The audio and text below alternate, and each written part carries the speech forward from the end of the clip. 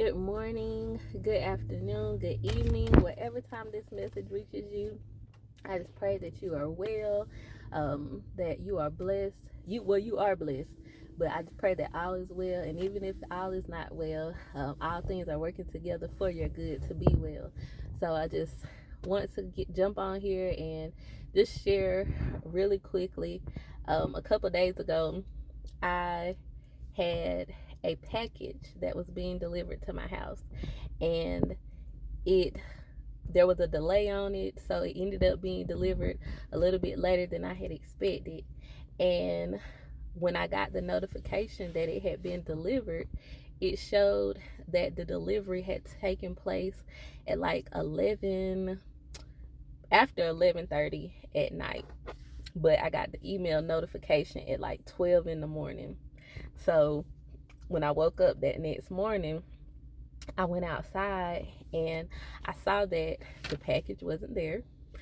So for a moment, I started to, feel myself just become a little, frazzled, a little anxious, and, just having thoughts of, what could have happened. Somebody picked it up. I stay in an apartment complex, so it's not impossible that, somebody could have just picked it up and taken it. And it began to, just build up some anxiety within me.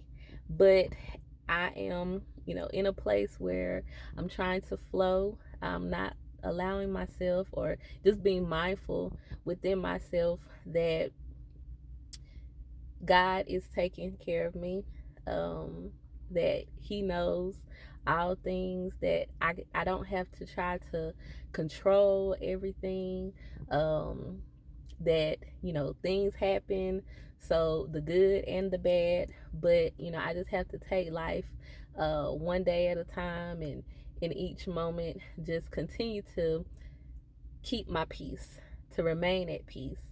So, I'm just, self-soothing myself, and, reminding myself and talking to God, just praying. I was like, you know what, Lord, you know where the package is. Yes, it's mine. I paid for it. You know where it is. You know who has it. So I'm releasing it to you. It's it's in your hands. I expect you to make sure that it gets back to me at the appropriate time, at the right time. It's gonna come back to me. So as I'm standing on this declaration, still having thoughts that, it could have been my neighbor, or just, how the thoughts come. The thoughts come when you're trying to push them away. So I'm just still standing on God got it. God know where it is, and making sure that I'm calm within. So as I'm still going through my morning, my son, he gets up, and, I ask him, like, hey, did you happen to pick up a package late last night? He's like, no, Mom, I didn't pick up a package. So I'm just like, okay, it's still all good. It's gonna work out. And I'm going on about my day. As I, head to work, get my daughter dropped off at school, my son calls me and says, hey, Mom, the neighbor knocked on the door and he had the package. He gave it to me, so I put it on your bed. And so in that moment, I couldn't do anything but rejoice and thank the Lord, because just as I spoke it to him, letting him know that instead of getting riled up in what could have happened, what might have happened, and, just coming up with all kind of wild scenarios, Lord, I'm gonna trust you. I'm gonna reach out to you and know that all things that are meant for me, you got it. It's in your control. And after my son called me, I read my devotion, and so I want to share my devotion with you, because it was just pure confirmation. But it is First John 5:14 through 15 in the NLT.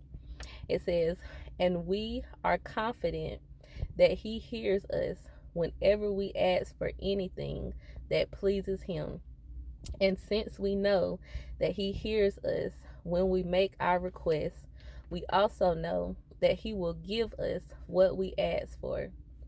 And the nugget is we must develop a heart and mind of not worrying. Worrying drains our energy and time. Instead, choose peace, prayer, and calmness. It doesn't always feel easy, especially if we have a habit of being emotional, dramatic, or anxious. We can experience peace in the midst of turmoil by looking for the reasons to be grateful despite unwanted circumstances. Remember, prayer is a powerful tool. We just have to use it. And the quote for today: worrying doesn't change anything, prayer does.